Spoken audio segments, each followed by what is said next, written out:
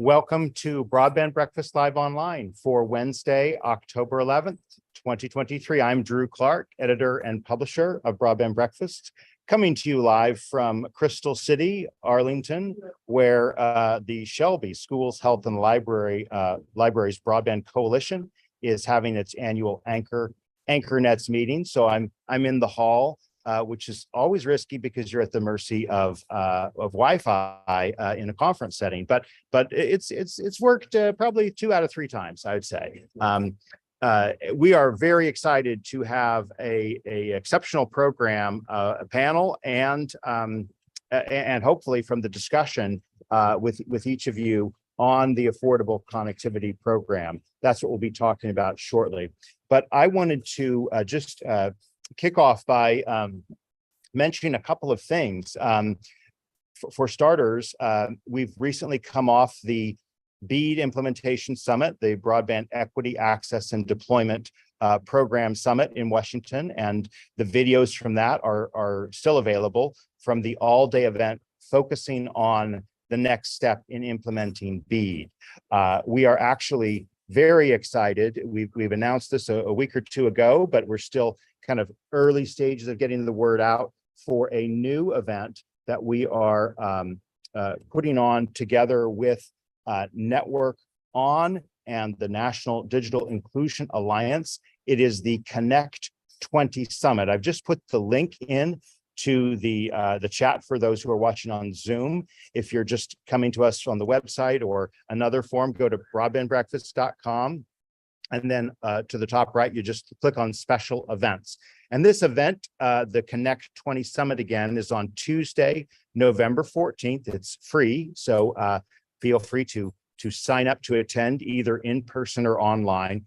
And this event kind of relates to the topic of our session today because it's speaking about the opportunity to connect that last 20% of Americans who don't subscribe to home broadband and the role that digital navigators are playing or will play in getting them connected. So this hybrid event will focus on policies and tools needed to close the digital adoption gap for good. You can find out much more at broadbandbreakfast.com. Just again, click on the upper right corner on events and learn more about the Connect 20 Summit. And on that note, we're also very excited about the upcoming Digital Infrastructure Investment Event. This is the 5th annual event that Broadband Breakfast has put on about the financial services community and the broadband operations community and how they work together to get us to the digital infrastructure investment of the future. That's on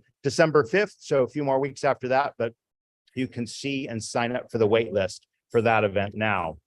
And lastly, before we get to our panelists for today, I want to give a huge shout out to the sponsors of Broadband Breakfast. Our sponsors enable us to put on this free programming that we do every Wednesday at 12 noon Eastern time. Our sponsors include Utopia Fiber, Broadband.money, Comcast, DCS Technologies, Nokia, Broadband Toolkit, the Comlaw Group, Google Fiber, Broadband Now, Michael Baker International, and Positron Access. Thank you to each of our sponsors.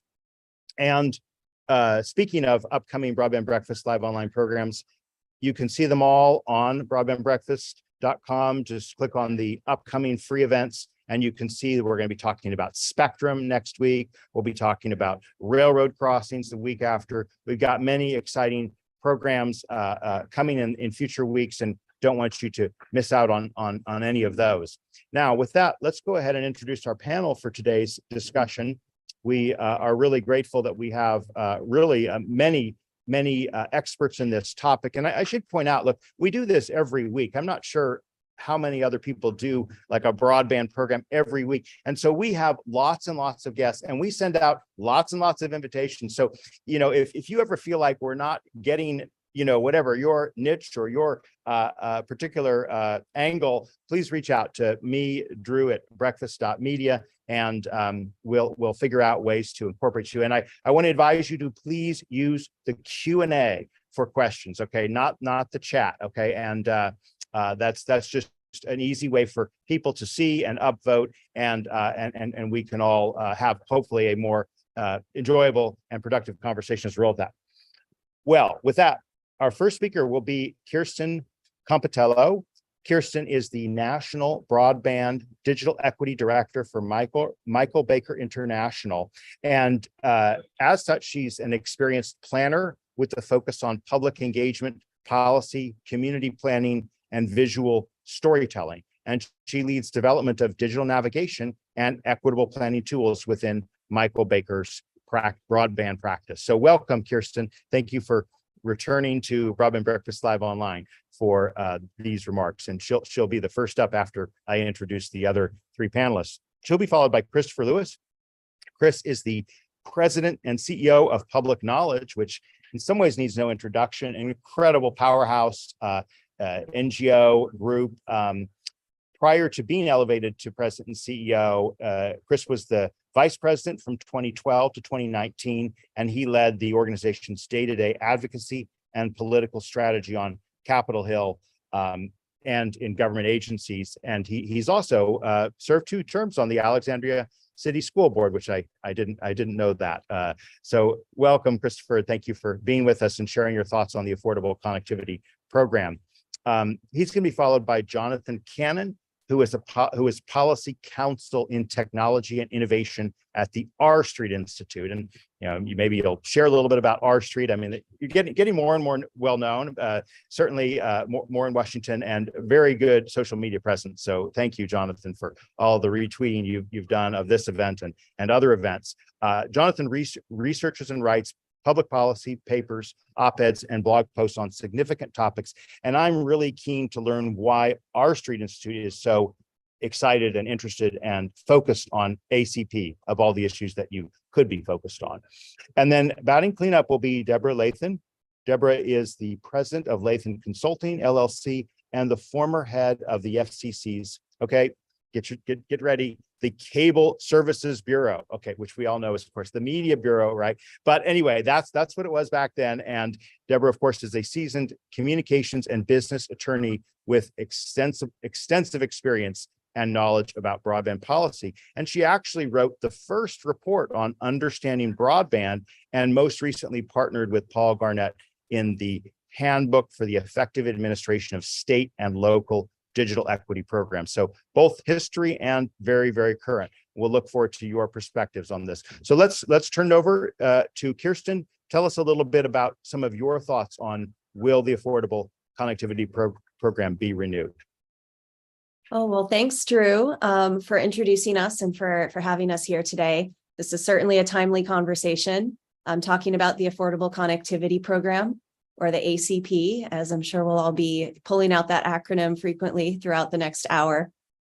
The ACP has been one of the best tools in the toolbox to help people be able to afford broadband. And that is a little unfortunate to say. It'd be great to think that we had other tools that had been developed and were more in use. And I think there's a lot of ideas on the table. But that has been a program that started during the pandemic. It started as the Emergency Broadband Benefit. It has been renamed and extended and is now the ACP. But it has been a federal discount that acknowledges that the cost of broadband is just too expensive for a lot of people. And we have this adoption gap between the infrastructure is built. Even when the infrastructure is built, not everybody is taking advantage of it. And why is that? And affordability is a big reason for why people are not adopting broadband, even when it is available. The ACP is touching over 21 million families, which is amazing for a program that is that new and is not the easiest to sign up for. There is a substantial process that people have to go through. The National Verifier System, signing up and proving your eligibility seems fairly straightforward for those of us who are used to using digital skills and using digital platforms. But if you realize that a lot of people who are signing up for the ACP are people who may not have had internet before, who may not use it very regularly because they can't afford it, they don't have it. That process of having to submit documents, upload documents, scan in documents, submit to the national verifier and then go to your ISP and get them to approve it as well. There are hurdles to get past, and the fact that over 21 million households have already signed up for it in the short period that it's been around is a testament to how important it's been, how much of an impact it's had on households who struggle to make their daily bills and are often choosing between, are they paying for their internet bill, or are they paying for their food that month? Are they paying for a smartphone bill and not fixed wireless to the home because they have to choose one or the other? And it can be really difficult to try to do everything that they need to do, work from home, school from home, if you're trying to do everything on a smartphone. So I know we have a full panel here that will go into more detail about the many ways in which the ACP is important. But I think that's an important place to start, is by acknowledging how many people this has touched in the short time that it's been around. And that itself is a testament to what an important program it is to continue keeping in our toolbox and to continue funding. Thank you, Kirsten, for those brief remarks. Let's turn it right to Christopher Lewis to tell us why Public Knowledge cares about the Affordable Connectivity Program. Thanks, Drew. Thanks for inviting me to join you today. I can't wait to hear the story of the 1 out of 3 times that your Wi-Fi didn't work during one of these programs. I'm sure that's a whole story you can tell us later. No, I'm really glad to be here. And yeah, Public Knowledge, a nonprofit organization in DC focused on policy that connects all Americans and preserves an open internet and free expression online and other digital rights. We've been fighting for closing the digital divide for over 20 years now, and the ACP is a huge step forward in that effort. When I think of the digital divide and the main reasons why people aren't connected, most people talk about 3 main drivers. There's access to the actual infrastructure in communities that still don't have quality high-speed broadband. There is the affordability issue that the ACP works on, and then there is the broader adoption and equity issues that are wrapped up in both helping people connect and learn how to connect, and also to find the best ways to make use of broadband in their lives. It is the essential communications network of the 21st century. And Kristen's opening remarks highlighted the many ways in which people count on this every day for key uses in their lives, from education to healthcare, to starting a business or getting a job. So that's why closing digital divide is important. That's why the ACP, following on the heels of the EBB, the Emergency Broadband Benefit, is the first program focused on low-income affordability issues for broadband. The Lifeline program, which we may talk about at the FCC, was built for the phone system, and it shows. Because of the amount of the subsidy. Let's start with that. You can't get broadband for a $10 subsidy. And so this is a huge step forward. We need to renew it. Can we renew it? It's going to take some real political will. And unfortunately, in Washington these days, that's true about a lot of issues. But I'm hopeful that folks recognize, because broadband connectivity and making sure everyone is connected is really a bipartisan issue, something that you see that's important and popular in every district in the country, that the challenges that we have in Washington can be overcome.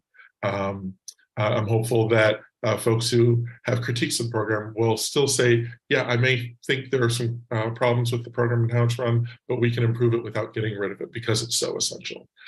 So I'm hopeful, and we're fighting hard to make sure that Congress has all the information that it needs to restore or plus up the funding for the program, so it can continue. And then, of course, look towards long-term solutions that ensure that this sort of subsidy is there for Americans. As long as we plan to have folks who are low income or down on their luck, we're going to need a program like this. And so that's going to be for quite a while. So we need a long-term solution for the ACP as well.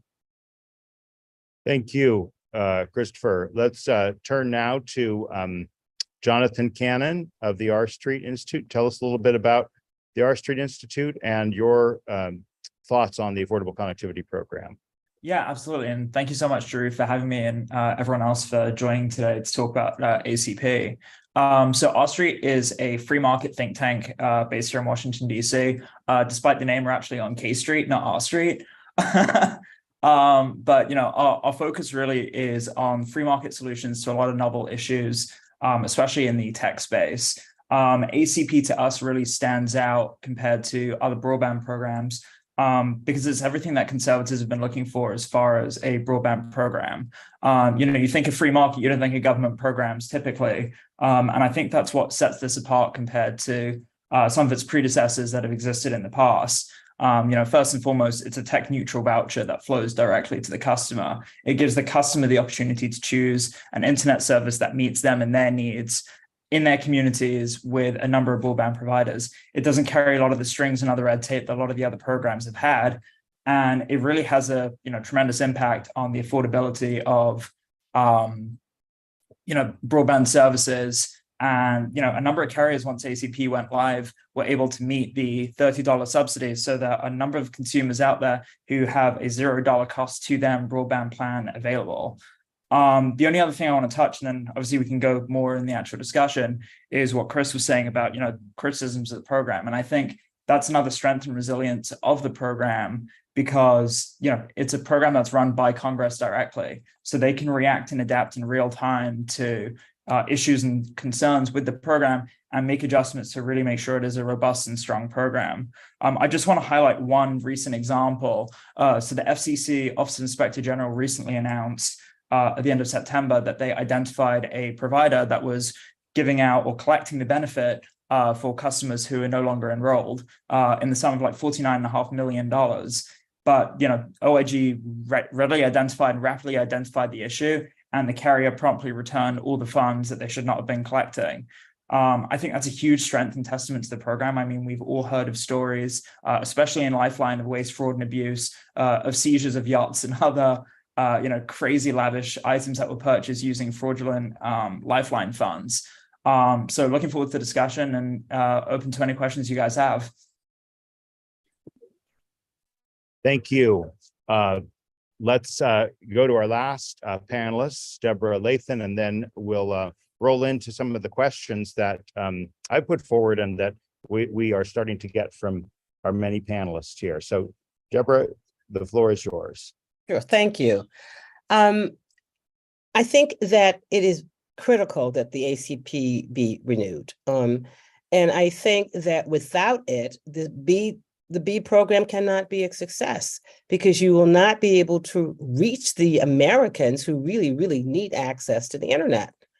And I also think it's important to look at it from the perspective of not just sort of noblesse oblige, where the government is taking care of lower income people to get them on the internet.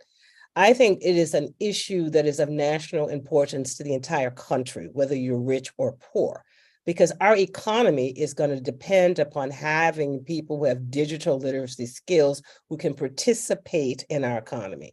I think it'll have a bottom line impact on our GDP. So it's not just, it's not just the old conservative line of, oh, the Obama phone.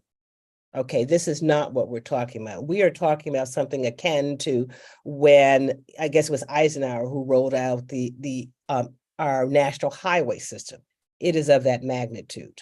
And so that's why I think it's critical. And it is true that this is one of the few issues in Washington that there has been pretty much bipartisan support at. However, I do find it, I think it's something that perhaps I'm a little concerned, because I see Ted Cruz now attacking it as waste and fraud. And I get a little concerned when Congress does get very, very involved in these kind of matters, because it becomes partisan. And so that's one concern that concerns me about the renewal.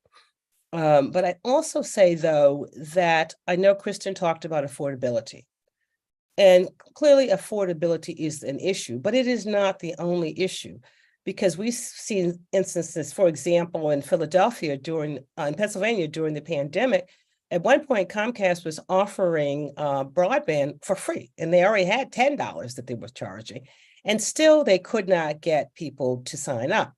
So we do have an adoption issue in this country, and the adoption issue goes to people from two perspectives. One, understanding the relevancy of it to them, and also trusting government to provide these services and to continue these services. And then a lack of having the digital skills to properly utilize them. So I think there has to really be a large focus also on adoption, because I don't believe that if you build it, they just will come. People have to understand why it is relevant to their lives, and then they have to believe that they should trust government to give them this subsidy. And then I guess I have to stress also, I would stress that this is going to be a private and public partnership that I think that will lead to the success of ACP. So that's it for me. All right, thank you. So let me just pick up on that last point you made, Deborah, private and public partnership. Could you just elaborate a little bit more on that? What do you mean by the private part of the public partnership with ACP? Yeah, well, what I mean is, I like the way that the ACP works, that it does actually provide subsidies to the ISP to be able to offer these services, at $30 a month to Americans. But also, when we're talking about digital skilling, I think that the private sector is going to have to work to make certain that we have digital navigators and that they work in communities, and that we actually educate people on how to participate in a digital world. And I think that that's something that does require both private and public to be working together. All right, I'm going to raise some questions that the panelists know I've already raised with them, but they really concern the impact or the relationship between the Affordable Connectivity Program. Actually, there's two broad issues. One is how we know the ACP is important, and how is it that this program, which is less than 2 years old, I believe, has become so vital, right? Like the skeptic in me wants to ask, well, why couldn't we just do something else if this went away, right? So that's one set of questions. Okay, I see some shaking heads. Good. Let's come at my premise there. And the second really is about the interface with the Universal Service Fund, which is another huge can of worms that I think is vital to address. But like I said, take them one at a time. Tell me why the ACP is so important. Deborah, do you want to just start us off? Or Chris, you were shaking heads most vigorously there.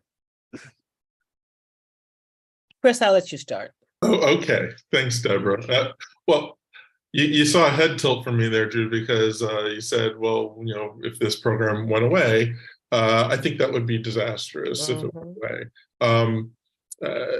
Especially if there's nothing there to replace it. The USF program, which was a wildly successful program, needs to be upgraded for the broadband era, and that means reforms in a number of ways. But in doing that, if the FCC ever gets around to doing it, or if Congress makes them do it, and doing it, it should. That reform should be considered along with the ACP as a long-term solution for dealing with affordability is created. So, I mentioned the Lifeline program, one of the four major programs of the Universal Service Fund, geared towards helping folks who can't afford connectivity, but it was built for the phone system. ACP is like a cousin to that program. And so if there was a reform to USF, you would hope that the future USF program would have a long-term subsidy for low income that meets the needs and the costs of broadband like the ACP does. So I think there's good work there for Congress and the FCC to do to make that happen. In the short run, the ACP is going to run out of money. The FCC chairwoman, I believe, testified recently in the last couple of weeks that the FCC numbers show that they expect it to run out of money in April 2024. So now is the time to replenish the dollars in the fund so that Congress has the time to work with the FCC and do the hard work of figuring out what that long-term solution looks like. I hope it's through USF reform, quite frankly. All right, Deborah, then Jonathan. Yeah, and I think lest we forget that I think it became very, very clear to us during the pandemic, the importance of having access to broadband. And so I think that's when the EBB basically started. And so And let's just define our terms, okay? The EBB stands for emergency broadband, what's the last benefit, exactly, which was a higher dollar amount than the current one.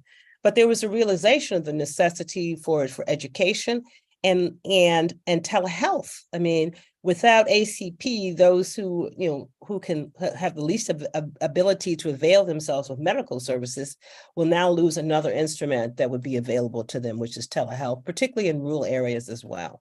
So and if ACP goes away, I think it increases distrust of government. You gave me something, I was benefiting from it, and now it goes away. And now I am looking at a very high cost or high broadband bill that I can't afford for something that is essential to my well-being. All right, Jonathan. Yeah, just a few different points based on what both Chris and Deborah said, and I think they both raise a number of different points. Kind of starting off with the Lifeline conversation. The Lifeline program's existed for decades, and since its inception has only had 7 million people subscribed compared to the 20 million who've signed up for ACP. The Lifeline program has a lot of more stringent requirements, both for consumers and for providers to participate in, which has made it much more challenging, especially for smaller rural providers, to be able to participate in the program and provide that benefit to their customers. So I think, as we talk about kind of a longer term future, as how do we, look at USF and how we fund USF, I think ACP really is proven itself to be a model of what a future affordability program should look like. Looking at ACP and its future, I mean, we're stuck in a really frustrating situation where Congress is looking to cut costs everywhere they can. They see that government spending is out of control and they need to rein it in. And I don't just disagree with that sentiment. So the question is this new spending or additional spending we have to do, or is there money out there that is better utilized to address the affordability issue with broadband? My answer is, yeah, there is. I think we can find the money out there to continue this program because, GAO said there's over 130 different broadband programs out there to address access and affordability. And we can probably consolidate a lot of that into programs that really are working. I mean, we've seen ACP is working. We've seen how it's connecting consumers. It's giving them what they need to stay connected and participate in the digital economy. And they're seeing downstream economic impact of how it's really transforming communities that were on the wrong side of the digital divide. Like, does it by itself drive adoption? Maybe not. But it's already demonstrating that people who are able to connect to broadband, who've been wanting broadband, are utilizing it in a profound way that's making a huge impact in their community. And I think that's a selling point, is this is an investment. This isn't just throwing money at a problem that's going to subsist. Jonathan, can I just interrupt you to say, what are those numbers you just cited? We like numbers. So what you said, this program has gotten this much versus some other program. Can you just repeat those? In terms of the cost, I think it was the take-up rate, if you will, right, of the Affordable Connectivity Program. You mentioned some numbers. Yeah, so 20 million people have signed up for ACP, and that number is steadily increasing over time. I think, a few months ago, there was kind of a big milestone to mark the 20 million subscribers compared to Lifeline, where there's 7 million. If you go on the USAC website, I would share my screen if I had the way to do that. But USAC actually has a huge trove of information about ACP, which again, another strength of the program that shows kind of who is signing up for ACP and what of the 11 different eligibility criteria are being utilized. And Lifeline eligibility is one of the leading enrollment criteria for the program. And that means there are people who are benefiting from both Lifeline and ACP, which should be telling us, how ACP could eventually replace Lifeline in the future. But I'll stop and let someone else talk. Well, and feel free to put the link to the USAC website into the chat for everyone's benefit. We'll post it on this page so everyone can see it. Kirsten, thanks for your patience. You've been raising your hand. Tell us your thoughts on this topic. Well, there were so many good points that were just raised, but the one particularly I wanted to come back to is one that Deborah had already mentioned, and I don't think we can lose sight of this: the importance of trust. This program is less than 2 years old, and the importance of keeping it and the importance of not letting it lapse. We need to be thinking about that issue of trust. It takes time to get awareness out there to users, to the community. Even though there are over 21 million people who are now signed up, that is not even half of the people who are eligible. So despite the program's success, there is still a lot, there's still a lot of room to grow. And there are still a lot of people who don't know about this program or who don't take advantage of it because of varying reasons, one of which is awareness and one of which is trust in government programs. We have a lot of moving parts right now in the broadband space. We have a lot of programs in progress. The BEAD program is underway. There are a lot of questions from residents about what that will mean for them. And a lot of those questions will still be questions as states work through the lengthy and very detailed process that is the BEAD program. Digital equity programs are underway. States are doing their digital equity plans. Community residents have questions there too. When will they see results? These things are all still moving targets. States are still actively working on their plans and their programs. Guidelines are still actively coming out from the NTIA. There are other funding sources. This was referenced earlier. There are many different funding sources that could potentially be reformed to encompass the ACP. But none of that really addresses the issue of right now, in the next few months, are people going to lose their broadband access? And we can't be in the midst of this major series of investments to expand access and expand digital equity, and then take our eye off that ball and let people be cut off from the program, from their internet service, and lose a program that they have finally gained awareness of. Right, right. We would be taking a step backwards if we break that trust. So we have to have some continuity. And I think that's the biggest reason to keep it now. Can we reform it in the future? Can we have those discussions? Yes, but we can't let it lapse here and now. So the paradox of ACP is that, you want it to run out sooner because you want people to get it and take advantage of it. And yet, going from 21 million to 40 million will just mean households, someone has pointed out in the chat. So it's really more like 60 million or some multiple of 21 million that are benefiting from this. And so the point there is that, it's a bit of a paradox. Do you get more people on the program and run out sooner? Well, yes, but then you want it to be replenished. Well, so now let's step back. Okay, I want to come back to this big picture question that again, to me, is the elephant in the room, because the difference between the USF, the Universal Service Fund, and the Affordable Connectivity Program is that the Universal Service Fund is a recurring program that's funded by telecommunications and broadband companies. And we're all familiar with the challenges. The contributions is not aligned with the benefits, right? And that's the fundamental problem that's been plaguing this industry for decades and gotten quite severe over the last 5, 6, 8 years. And so there is another discussion to be had about reforming the Universal Service Fund, reforming the 4 programs, the high cost program, the Lifeline program, to smaller for E-rate and rural health. And yet, is that the same discussion as the ACP? The ACP was funded from a $14 billion chunk of funds as part of the Infrastructure Investment and Jobs Act. And that's the money that is about to run out in April, 6 months from now, next year, unless it's replenished. And so the question that I am certainly imagining many representatives are saying is, wait a second, isn't there this USF program that's supposed to pay for itself? Why can't we use that for this program? If this program is so important, why can't we repurpose Universal Service Fund to extend and embrace the Affordable Connectivity Program? And so I'd like to hear every one of yours thought on that topic. And I've see several hands helpfully raised right now. So Kirsten, you go. Now everyone's hand. Kirsten, please, Kirsten first, and then Deborah, Jonathan, and Chris. To be fair, I had not lowered my hand from the last time around, so I will lower it. I was the last person to speak, so I'll let someone else go. All right, first. Deborah, you go first, then Jonathan. I think that, look, we've been talking about Universal Service Refund of reform forever. And I think if you start pulling ACP into it now, that is the quickest way that we will not have funding. That it should not be blended into it at this point in time. In other words, Congress should go ahead and appropriate the necessary funds to continue ACP while still considering reform of the Universal Service Fund.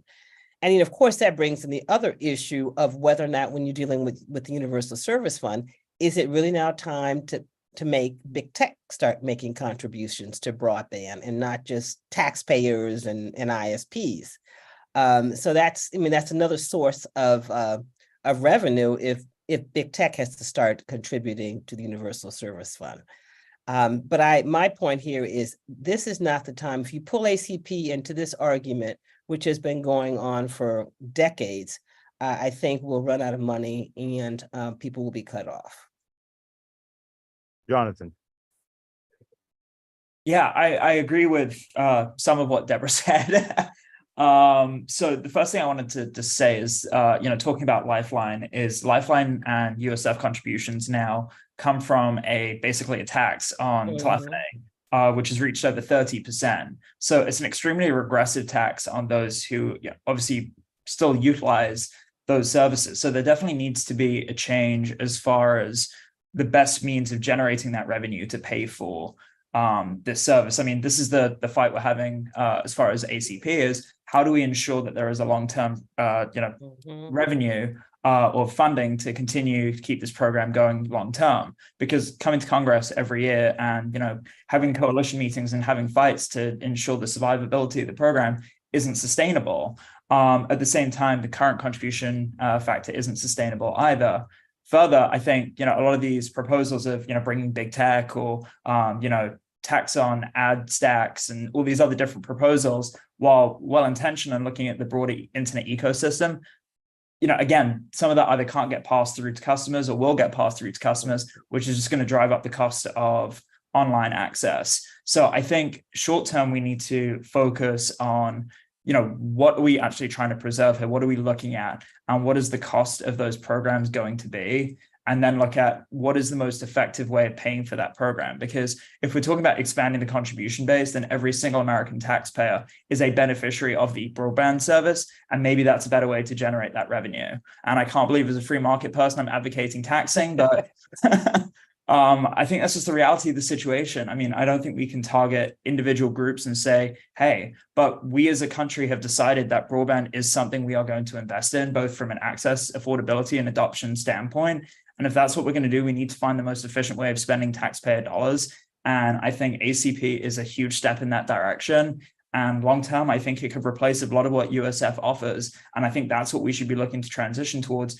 But as Deborah said, if that money goes away, I think it takes the wind out of the sails, and we're not going to be able to have an opportunity to have a meaningful conversation on that reform. So, conversations I've had with stakeholders have been, we need to find a way to keep ACP going, even in the short term, so we have enough time for a conversation on USF, because, we're all very interesting. Yeah, very interesting perspective. It's almost kind of like, USF is so corrupt and unworkable and problematic that let's keep the thing that's working, ACP, and solve that messier problem later. Christopher, you've got your hand up too, and then we want to get to audience questions, and we've got a whole bunch of them. So please, Christopher, give us your thoughts on this question. Sure. I appreciate. Well, first of all, I agree with the point that Deborah and Jonathan were making about the importance of making sure that we take care of the issue with ACP right now.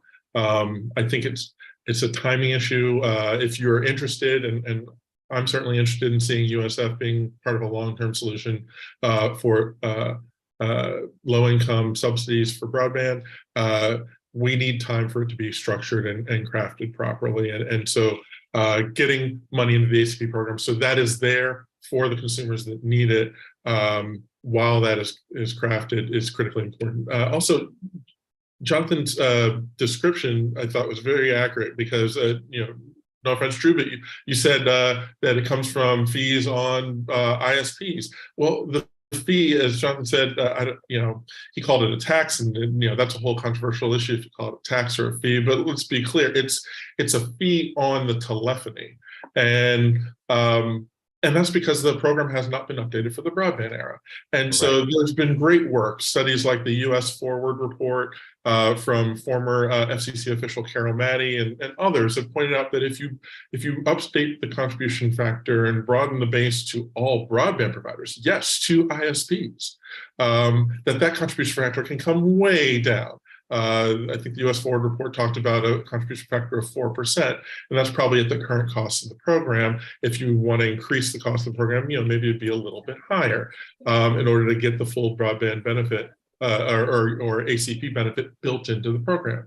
But we wouldn't be looking at the 35 and 36 and 37% fee on your bill that folks are seeing right now. And it is being hit on the most vulnerable populations, the elderly, folks, low-income folks who still have a hard telephone line into their home. So that reform is possible. It's possible by the FCC right now under its current authority. And it would be simple for Congress to really direct them on how to do that and shape the program. As far as bringing in other companies, I think that's far more difficult. It gets at changing the FCC's authority, which has never included, your websites and your online tech services and companies. So that gets tricky. But I don't know that it's necessary because you have a large funding source just from including all broadband services, including broadband services, potentially going to are created for enterprise services. That could get us a large way there, and then you can make tweaks along the way. So I think there's a path forward. Kirsten, briefly, and then we want to get to audience questions. So what are your thoughts on this? Yeah, I know we're going to questions soon. And Jonathan and Christopher did a really great detailed recap of various different ways to pay for this and some of the challenges there. But I love that Jonathan brought up the issue about taxation, and nobody likes that term, right? And there are different ways of referring to how that might be called. But I think it's important to think about the messaging of this. Again, this is a bipartisan program that has immense support from residents across the aisle. And we need to be thinking about broadband as a social and community benefit. This is not just something that you're paying into and you may not need ACP yourself. It is not an individual benefit to ensure that residents of all walks of life and of all income levels in our country are able to access the internet and use it effectively. That is a community and social benefit. To me, it seems really important to drive home that message as a reason for why this is potentially something that we should be expanding the contributor base for. All right, we've got a question from Donna Ratley, Washington. What is the deadline for notifying customers that ACP will be going away? Anyone have a reaction to that? I can just quickly jump in. I mean, I don't think there's, Chris, correct me if I'm wrong, there isn't a statutory requirement for when a wind down is. But I think there's an expectation of carriers giving, ample notice to their customers that, funding is reaching a critical point, and absent congressional intervention, the program will go away. And that's April 2024, I think, is when the expectation is that the program runs out of money. Yeah, that's what people are saying. Chris, anything to add quickly on that? Yeah, April 2024 is what the chairwoman of the FCC said when she was testifying in the last couple of weeks. So she's got the best access to the numbers I think we've got. And that date keeps moving because the enrollment keeps going up. So now is the time. I don't know when a company, whether it's 60 days or 90 days, would want to tell their subscribers that, hey, this subsidy is under threat. But now is the time politically. It's why this program is so important to that folks know that this is months away. This is not years away. Right. We have an anonymous questioner who's saying, hey, I appreciate there's broad support for this, but he or she is raising two problems. One, many of the participating ISPs have publicly said that a majority of their ACP recipients were already broad subscribers prior to receiving the subsidy. So how much is it really increasing adoption? And secondly, he raises some of these instances of, waste that have been raised by the Government Accountability Office. Does anyone want to address this concern or this question? Go ahead, Jonathan. So the first thing I'd like to say is, the focus of ACP and its predecessor, the Emergency Broadband Benefit, was to be an affordability program to ease the burden on customers, especially during the COVID pandemic and now beyond, to be able to make a difference between, feeding their family, being able to remain part of the digital economy. So adoption has been a net benefit. It isn't the purpose of the program. There are other vehicles out there to address like digital literacy programs and stuff like that to drive adoption, because ultimately you can offer a free service to people, but you can bring a horse to water, but you can't force it to drink. And the program can only do so much on that standpoint, but its purpose is to keep broadband an affordable service that people can utilize. So I'm just looking back at what the other half of the question was. Yeah, in the answered question tab there, the other half was about just saying that GAO reports have found instances of waste, fraud, and abuse. Do you agree with that or disagree with that? I mean, they have, and thank God, GAO and the FCC OIG have been very diligent to looking into the program. And again, as I said before, that's a strength of the program, not a weakness. Lifeline, it took years before they identified any waste, fraud, and abuse, and it took them longer to rectify it. I mean, these issues are coming up and they're being quickly rectified. And keeping Congress's finger on the scale really helps them to be able to adapt and adjust the program to ensure that it is robust and it is effective at delivering the subsidy and is an effective use of taxpayer dollars. Ron Suarez asks, is ACP also subsidizing problematic incumbent ISPs? I'm not sure what that means exactly in, problematic, but let's just talk about this question of who is ACP benefiting? Is it benefiting incumbents? Is it benefiting new entrants? Is it benefiting neither because it's a consumer focused subsidy? Anyone want to tackle that question? Well, go ahead, Chris. Drew, I would argue, yes, it benefits companies. It also benefits consumers. And so anywhere where a company and this is pretty much everywhere in this country, you have folks who are low income or are struggling to make ends meet. This allows a company to reach more of those customers because the benefit allows them to get more subscribers. So that's good for the company. It's good for the person who's subscribing and signing up for broadband. And so, my hope is that, we see this as a win for everybody. I'm not sure what Ron meant by problematic incumbent ISPs, and believe me, Drew, I've argued with ISPs on a lot of policy issues over the years. No company is perfect, but when this is a win for them and a win for consumers, it's hard to understand why we shouldn't keep it going. Kirsten, do you want to address this one too? Yeah, well, or Chris, any of the previous ones? Chris made the point about how the ACP increases market viability and increases competition opportunities for everyone beyond the families who are immediately qualifying for it, because it increases the consumer base. But I also wanted to touch on the fact that the amount offered here is not that big. There's waste and fraud with every program out there that exists, but $30 a month subsidy is $360 a year for a household or a family that is struggling to make ends meet. That is not a huge amount of money, but it can make a huge difference in connecting them to opportunities that are available online, to opportunities to healthcare, to job care, to better information, to education. And a lot of families may be choosing, and we've heard this in the digital equity planning work that Michael Baker has done. We've heard this over and over again. A lot of those families may be choosing which bill they should pay. And so would they have subscribed to broadband regardless? Maybe they would have, but what would they have been giving up? What would they have been scrimping on? It's important to recognize that the ACP has a multi-generational impact. It is not just getting people online in that day. It has a multi-generational impact in how it impacts the rest of the family that live in that household, elders who may get better care because they have access, youth and children who grow up in a more stable household, who may have parents who have access to better economic opportunities. Those children themselves have better educational opportunities. That we can't really lose sight of the fact that it is more than just getting people online that month. It has a multi-generational impact, and it is an investment, relatively small investment per household to make in that long-term economic opportunity.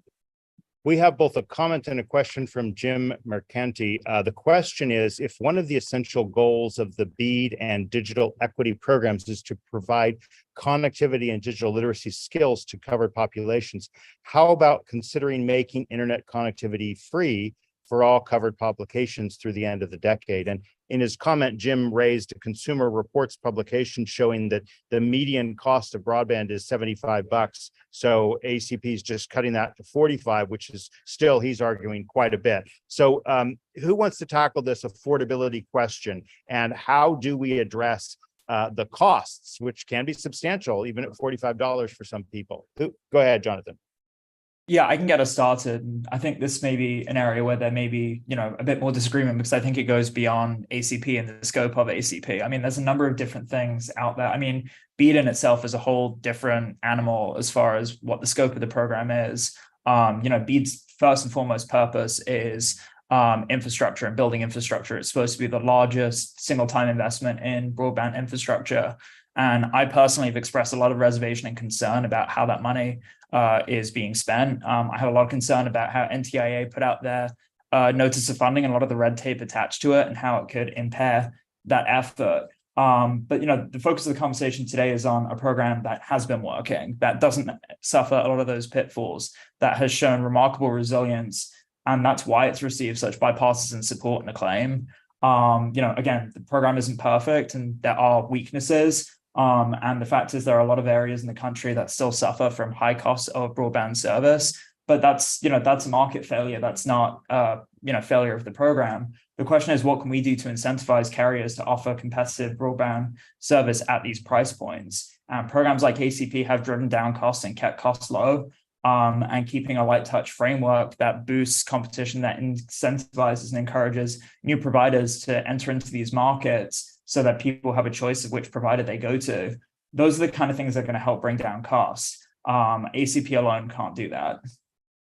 Dan Smith makes a point here about thanking the FCC and the Universal Service Administrative Company for their in-person and online support of the Maui ACP sign up event 2 weeks ago. I'd love to learn a little bit more. I know there was an email from the FCC about this, but let me use this to springboard to maybe a more critical question, which is that there has been a lot of criticism about ACP and USAC generally about how complicated and bureaucratic the process. And I believe several of you might have addressed this in your opening comments. Is the sign up still cumbersome and clunky, or has it been improved? And if it has been improved, how has it been improved? Who would like to tackle that? Deborah, do you want to say something on that? I don't know if it has been improved, but I certainly received, I talked to a lot of state and local people, and they all complain about the difficulty of signing up through for the program. And when I talk to minority communities, they complain about the request for information that they don't deem to be really relevant and that deters people from wanting to sign up. So for example, if you ask questions like how many members in your household, and you may be an immigrant family and you have people that may be undocumented in your household, then that might deter you from signing up, even though you are, a US citizen. So there's a question, so there's been concern about don't ask questions that you don't need to have the answers to, and then making it simpler to sign up. Like a lot of people don't know how to upload documents and do those kind of things, but I don't know if NTIA or FCC has done anything to make that easier. Kirsten, go ahead. I know that they have made some very minor tweaks to it to streamline a little bit, and those have been successful, but just very minor tweaks. I think one of the things that's been more helpful are the numerous efforts that have been made to help get people direct assistance and do tutorials and guides. There are many great resources that have been prepared that are out there, not just by the FCC, but by other partners and by a number of the states. Education Superhighway has some really fantastic resources out there. Those have been incredibly beneficial, and I've seen those be promoted and shared to help people get over that burden. But the process itself continues to be a bit of a challenge. I think they made it as simple as they could make it. They tried to make it relatively simple, but it does still include those barriers, which are massive barriers to people who don't know how to print or scan or don't have advanced digital skills and may not have all the equipment on hand. But I want to pass it over to Chris. Please, Christopher, go ahead. So I think we've addressed a lot of the connected pieces that are part of answering this question, Drew, because first of all, 20 million plus people have signed up. That is a successful program, especially as we said, compared to the Lifeline program signup. So it may be challenging to sign up, but we've made it possible and we've made it successful. How? Well, folks have mentioned the importance of digital navigators, the growing digital equity movement, and digital navigators on the ground, people who physically work in communities to help people sign up for broadband, understand how to sign up for these subsidies, are incredibly important. And it's a young movement, it's a young field that continues to grow because it's effective. It's part of why we've gotten to 20 million plus signups. And it's noteworthy that Congress, when it created the infrastructure package that created the BEAD program, and we got the ACP, also made its first ever, one time small, but first time ever investment in digital equity work on the ground. Up to that point, it had largely been public-private partnerships on the ground, local community groups, local governments working with ISPs in partnership, but it needed to be more robust. And so it was great to see that investment. We would love to see long-term solutions for digital equity work funding at the federal level as well. We've supported a proposal to use spectrum auction money for that purpose and create a digital equity fund, kind of a foundation for it. But all these things work together to make a program successful.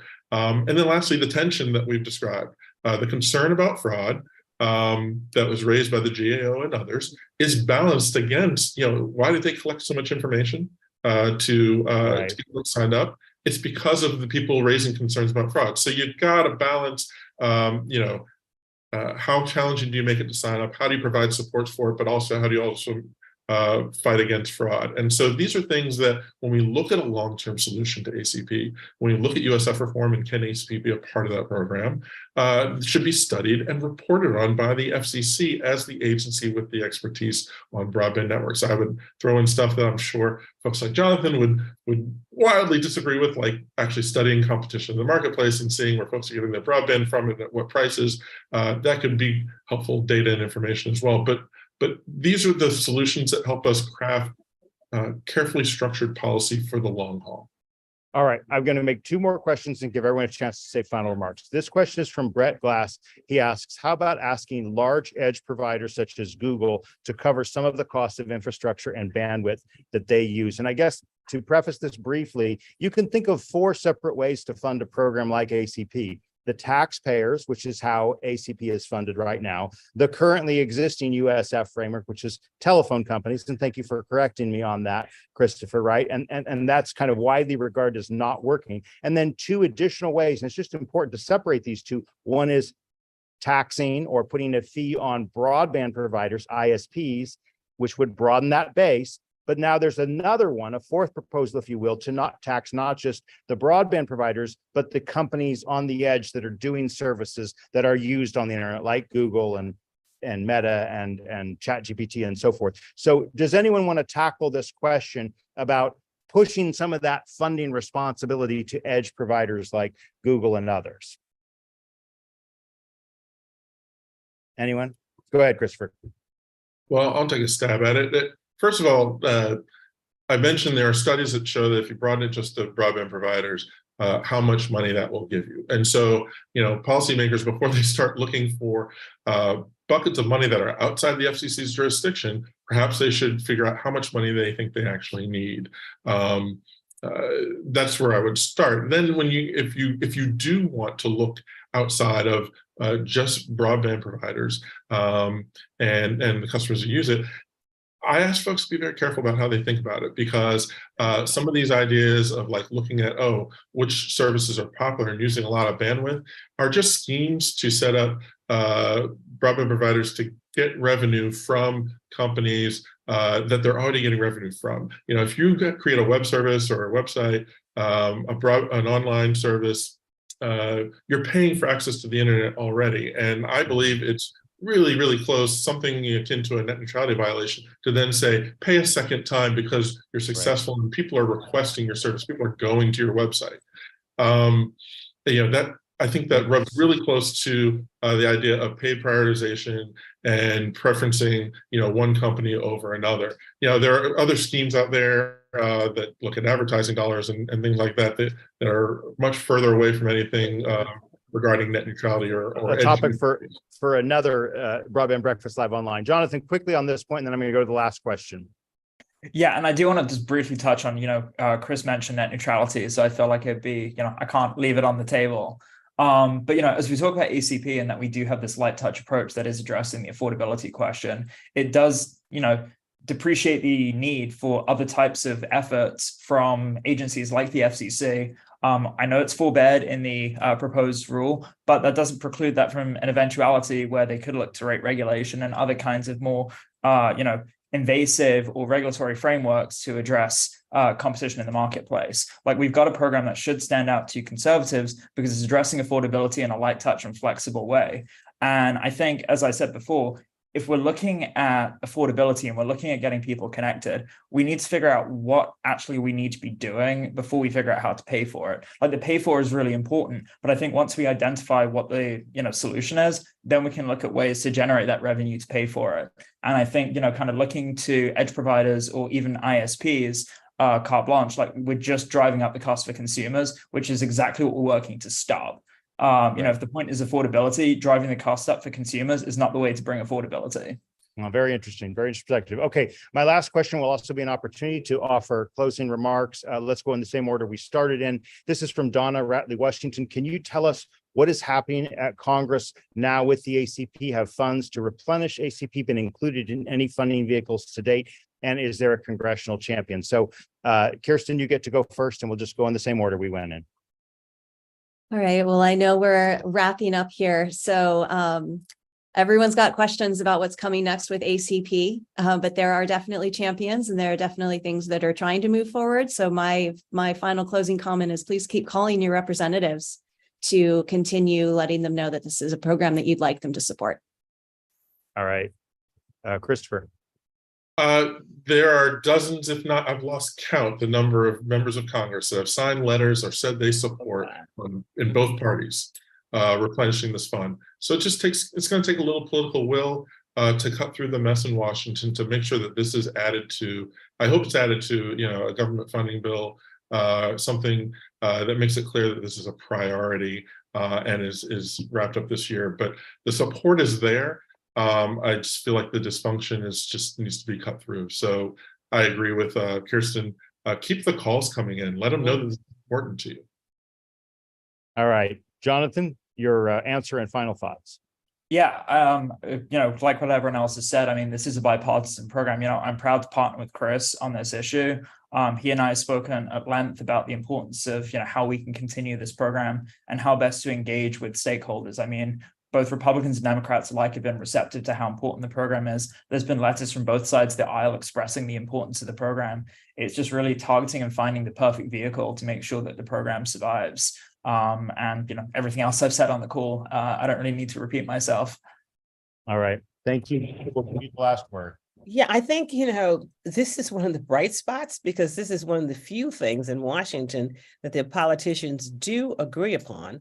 And so I think it's very important that we do continue to push to last I read, there were like 45 members of Congress who were all in agreement on renewing ACP. But what we have to push them because right now we're dealing with a very dysfunctional government. And so we've got to be able to move ACP above the dysfunction and to give them something to put on the plate that they both look at and see it as something viable and should go forward. My biggest fear is the dysfunctionalism, that ACP could become a part of that. And that's why we really, really have to keep pushing hard to get it done. All right. Well, that will have to be our last word. I am going to end the webcast shortly, but I'm going to let the public live stream, but I will keep this open if you want to, save the chats or anything like that for a few minutes. On behalf of our great panel, Kirsten Compitello, Christopher Lewis, Jonathan Cannon, and Deborah Lathan, I'm Drew Clark of Broadband Breakfast, and we'll see you next Wednesday at 12 noon.